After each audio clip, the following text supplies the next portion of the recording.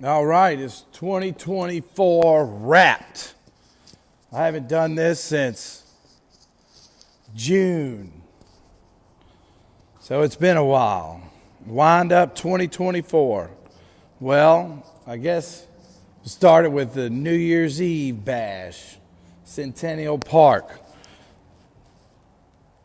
The note drop right there in Nashville. Laney Wilson, Thomas Rhett, Leonard Skinner. They had the big screen showing stages from the other parts of the city because they had like 3 or 4 different places in the city where they had bands going on because they have the Eastern time zone, New York, ball drop. Then they have Central time zone, Nashville, West Coast. I don't know what West Coast is. But so we were at the note drop and they had all the screens going on and play songs. Then they'd shoot it to another screen. Freaking Cody Johnson put a rock twist on Charlie Daniels, long-haired country boy that would blow the socks off of everybody. He did a great job. Does it in drop D. I like the way Cody Johnson does long-haired country boy, yeah. And then we got Leonard Skinner, classic Leonard Skinner. Whole new band members gone. But, I mean, it's still Leonard Skinner. What they do? They played Free Bird through the new year. That's what they did.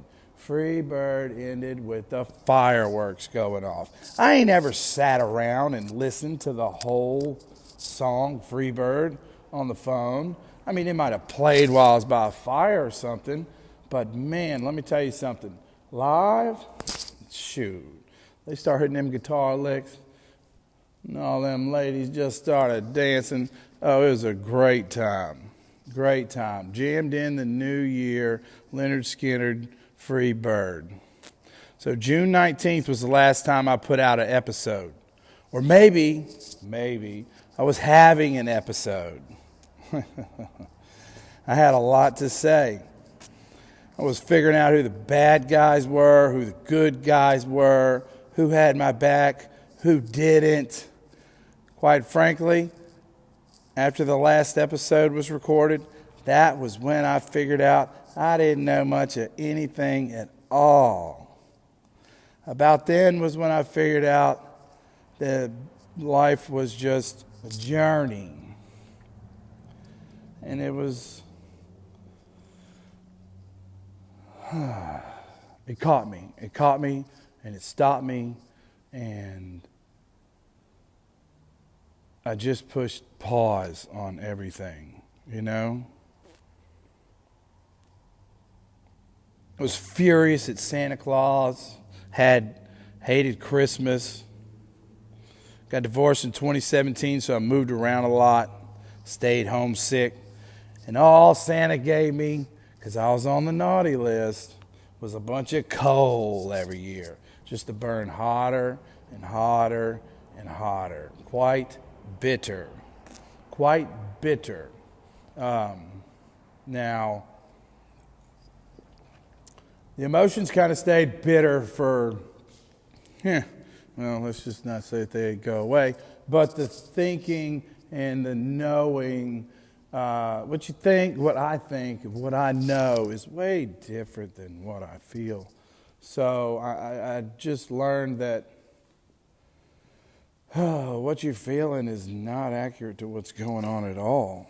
I had gone from rose-colored glasses to doomsday cynic storm lenses. I went from seeing the good in everyone to seeing the bad in everything. That's why I haven't done this for 7 months. The only thing that I knew about humans is that they were 100% guaranteed to do something super shady, and I was going crazy. And I finally figured out I was a fool. Man, did I figure out how foolish I was. I didn't want to put anything on Spotify that'd be there forever. I was a self-help guru who's just an angry disaster. So I was going to wait until I had some confidence and my thinking and feeling before I would put anything out there into the cyber world, on the internet. Well, it's January 14th, 2025, 7 months later, and I sat down so many times to try to put something together that wouldn't sound or look like I was just an angry moron. Didn't want to put anything out there to flaunt me about, oh man, I'm conquering this and I'm conquering that, or to put other people down. Bring it. I can take anything the world throws at me. But 20 minutes later, throwing me a dang pity party. Just a heap of coals on fire, hot mess. But while I was in Nashville, I spent 2024 running around the Writers' Rounds, the worldwide hub for country music. I love that community of people. Talk about a shit show sometimes. My goodness. I'm not too certain on how to exactly explain this, because crazy just might be something you have to experience, not just something that's explained. Oh, geez. Man, it's cold. Yeah, crazy is something that you have to experience. You can't really explain crazy. It don't make no sense. It wouldn't be crazy if you could explain it. You never knew what you were going to see or hear at these rounds. It could be burn your ears up terrible, which is definitely something I did with my out-of-tune singing and guitar. Still getting up there doing it, though. It was fun. So much fun. Or blow your socks off amazing. They have the equipment malfunctions. Try this chord. Oh, what about this chord? Turn your guitar up. Oh, wait a minute. Give me your guitar. I'm going to give you another guitar. Then you got the hosts with jokes all the time. The writers making fun of people, friends, giving each other a little hell. I sat and talked to old Rattlesnake Annie at the Commodore for like 2.5 hours. She'd been in Nashville so long that one of her jobs back in the day was to make sure that Merle Haggard got to the Grand Ole Opry a time or two. She was partners with Lonnie Mack. I had to look him up to know who he was, but that was one of her best friends. She ran the roads with David Allen Coe. Rattlesnake Annie had some stories, let me tell you. Oh, yes, she did. Why do you think we talked for 2.5 hours? You just never know what's going to go on around you when you're in that town. Luke Bryan's wife, Caroline, might be sitting a table over from you. A legend that wrote songs for Charlie Daniels and Hank Jr. might be in the set. T.J. Osborne came in and bought some AirPods one day while I was working at Walmart. And I'm not sure, but I'm pretty sure it was old Casey Musgraves came in wearing a NASA shirt to get some headphones. She wanted Apple wired headphones. There were none left. So I told her, somebody just came and bought them all. And she looked at me and she said, are you serious? So she had found some other ones. She said, I lose them all the time. I don't need anything expensive. So sweet. So sweet. For Darius Rucker, I'm pretty sure he came in there. He's like, where were you? You were invited to my birthday party. You didn't show up. I was like, man, I had to work. I mean, you just go back and forth. Never know who you're going to see. The story makers, the artists, the minions, or as they say in Hawaii, the mini-hoonie, all the dang troublemakers, the storyteller songwriters who are the backbone of the town, the unsung heroes are everywhere. The one time I finally spent the money to go to the Ryman, the original country music church, right there off of Lower Broadway, Grand Ole Opry used to be there, was for the NSAI Songwriter Awards.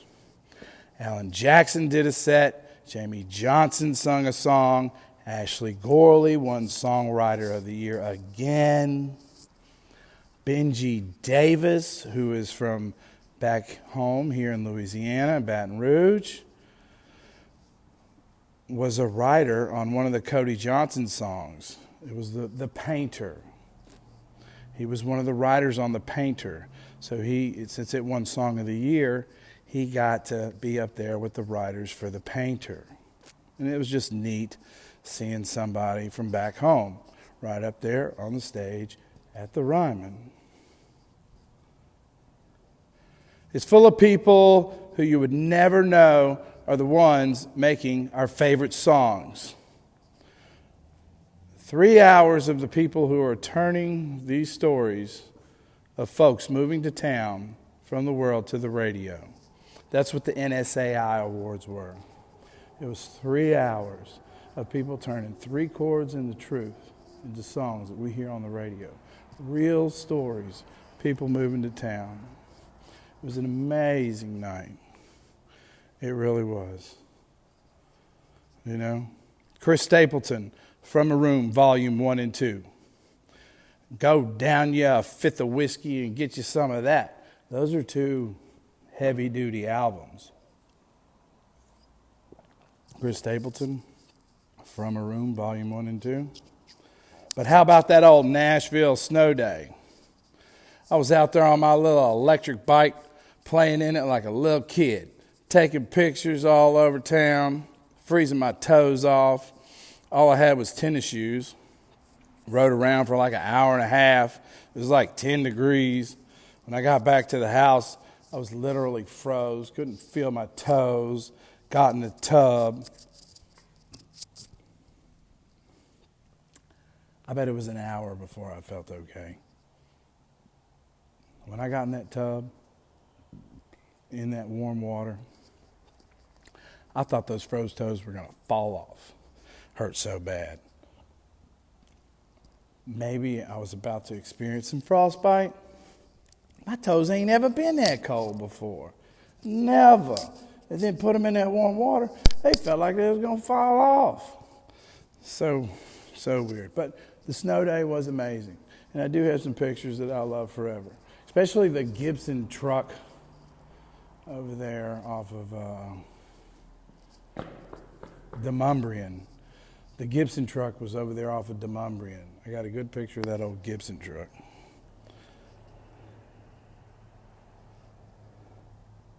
But when you move to Nashville, they're going to go to work on you, brother. I thought Maui was hard because I was there for 2 years. Maui, Hawaii. Maui just warmed me up for Nashville. Nashville twisted me up. When I got there, I'd compare my mind to a soggy French fry. But by the time I freaked out and decided to go home, my mindset could have been compared to a mashed potato. Just a homesick mashed potato brain, man. Couldn't see the forest for the trees. Just saw pine tree bark, and it was doo-doo brown through my doomsday cynic storm lenses. No good. No good. It just couldn't see much of anything good at all. It was. But just because I had kind of lost my mind didn't mean I didn't have fun. I had a lot of fun. Probably too much fun. My top 2 favorite moments, number 1 would be the Brooks and Dunn concert at Whiskey Jam on the Sky Deck. Definitely my favorite time I was there. And it was under a full moon. Talk about a show. Kix is 69, Ronnie's 72, and they came out and rocked it, man. That's a country rock and roll duo if there ever was one. Like the dang Rolling Stones from Nashville, baby. Such a good show. Second favorite moment was when Scott Barrier, who's writing number 1s with artists who come to Nashville from Australia. So Scott Barrier is like the writer, one of the writers. If you're in Australia doing country radio, You get a hold of Scott Barrier and you're doing all right. So Scott Barrier one day was like, hey man, you want to go have lunch? Let's talk. What do you want to do? We went to Waffle House and we sat there and we chit-chatted, and it was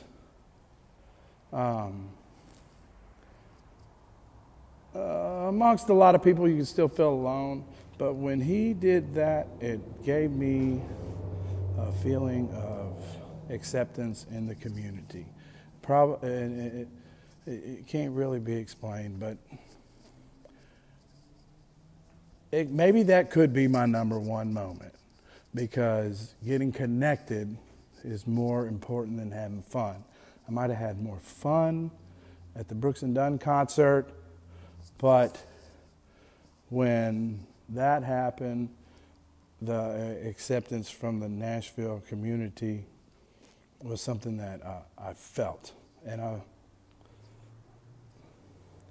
maybe I earned it, maybe it was given, maybe a little of both, but it was a really good day. But what else could my broke butt do? Whatever I did had to be cheap.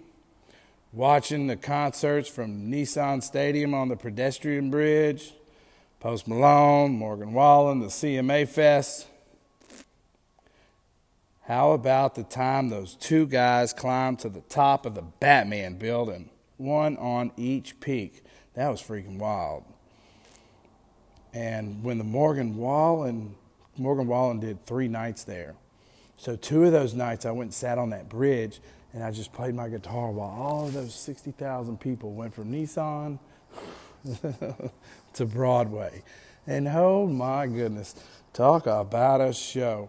They could care less who was on that bridge. They didn't pay no attention. They just wanted to get through. They don't pay you no mind.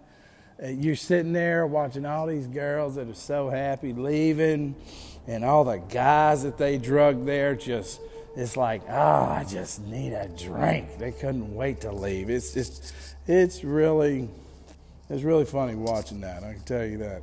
It's really funny that. We're after the CMAs. I took my old electric bike and went against the wind to go back home. So I was going against the crowd on the pedestrian bridge. And I mean, we're talking packed. You can't hardly go with the flow. I decided to go against the flow. My big old electric bike. And I just sang old Bob Seger, against the wind. I was running against the wind. Oh man, now that was fun. That was more fun than sitting on the bench playing songs after the Morgan Wallen concerts. I mean, I got some looks, I got some high fives, I got some laughs. We chit-chatted. They're like, what is this knucklehead doing? And I was like, okay. Got to the top of the bridge. I'm like, all I got to do is get to the bottom. And when I got to the top of the bridge, I saw that, well, when you get to the bottom of the bridge, the parking lot was just as full as the bridge, except not moving. So, once I got to the bottom of the bridge, it was harder to move than going down the bridge.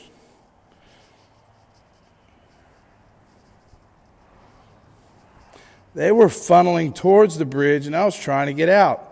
So I was basically stuck for a while. I was the mini Hoonie causing chaos, riding that bike against the crowd. That was fun. The Lower Broadway nights. I absolutely loved my Lower Broadway nights. It's the most fascinating bar hopping experience in America, if you're into music. And it doesn't matter what kind of music you're into. They got electronic music on the 3rd floor at Morgan Wallen's, or you can go to their original honky tonks, Old Layla's, Tootsie's. You can go to Alan Jackson's, hear you some 90s country, or my favorite place to end the night, Kid Rock's Bar. I remember getting a Snapchat notification from a friend down there when they carried the goalpost down Broadway to throw it in the river after Vanderbilt beat Alabama. I didn't go, but when you're plugged in down there, there's a lot happens down there.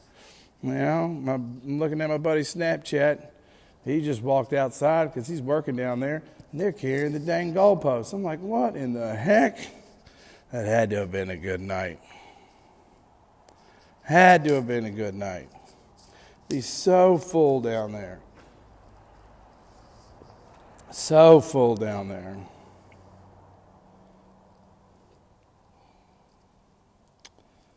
But the one thing that you can do when you're an import is you can go to a Titans game and your team will probably win.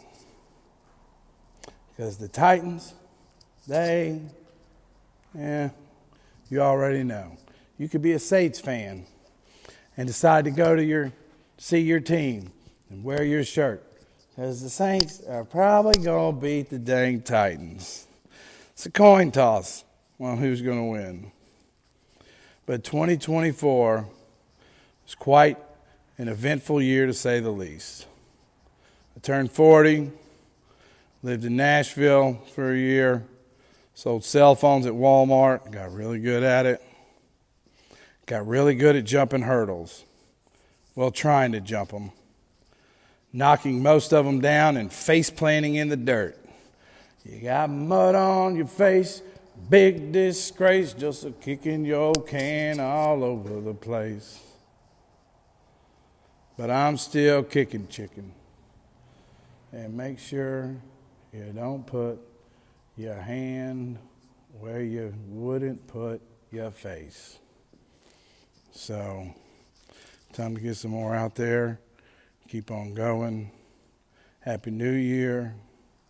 Bring in 2025. Spent New Year's Eve 2024 at old T&T and Zachary. That was a really great night too, I can tell you. It really was. It's good to be back home.